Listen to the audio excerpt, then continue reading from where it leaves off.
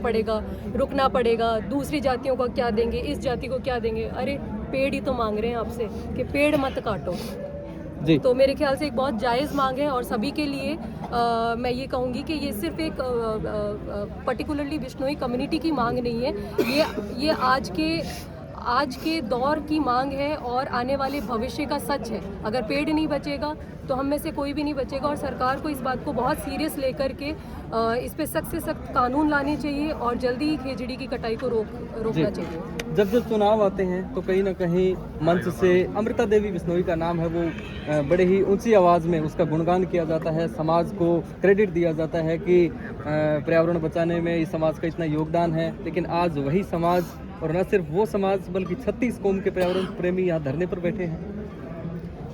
Again ये बहुत खेद की बात है कि जब चुनाव आते हैं तब आपको जनता याद आ जाती है, तब आपको बिश्नोई भाई याद आ जाते हैं, तब आपको बिश्नोई बहनें याद आ जाती है, तब आपको याद आ जाता है कि पर्यावरण बचाने में सबसे आगे बिश्नोई। अरे किसी ने ये धरना स्थल पे भी कहा था और बहुत सच्चे करी, ये वही बिश्नोई है जो मांग कर रहे हैं कि हमारे पेड़ों को मत काटो।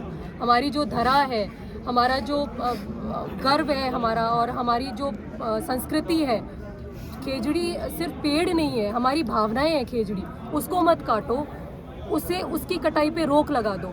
तो जब चुनाव आते हैं तब तो आप बहुत बड़े बड़े वादे करके बड़े बड़े मंचों से और पूरी कम्युनिटी का और भोली वाली जनता को बेवकूफ़ बना करके आप बड़े बड़े वादे करके चले जाते हैं। बट जब एक्चुअल में एग्जीक्यूशन की बात आती है, जब धरातल पे काम करने की बात आती है, तब आप बिल्कुल विपरीत चलते हैं। तो बहुत दुर्भाग्य की बात है ये। जी, नारी शक्ति ने जिस तरह से अब की बार बीड़ा उठाया है, बहन निर्मा जी, बहन शारदा जी और तमाम आप देख रहे हैं पंडाल भरा हुआ है। जिस तरह से सोशल मीडिया पर एक जन चेतना का एक मुहिम मैं कहूँगा कि इन्होंने शुरू की, क्या कहना चाहेंगी महिलाओं की भागीदारी पर यदि बात करें? देखिए हमारे लिए ये कुछ नया नहीं है जी।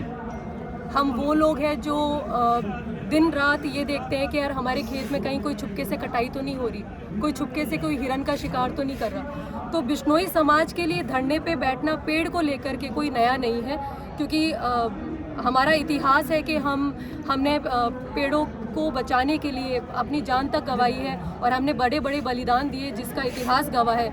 तो पेड़ों की कटाई को रोक लगाने के लिए इस तरीके से धरने पे बैठना ये एक शुरुआत है और मैं आपके माध्यम से और सभी जो भी साथी सुन रहे हैं उन सबको कहना चाहती हूँ, सरकार को भी कहना चाहती हूँ कि अगर आप रुके नहीं ना तो बहुत मुश्किल हो जाएगी आपके लिए, क्योंकि यहाँ सर बहुत है। जी, तो अभी क्या मानकर चल रही हैं आप?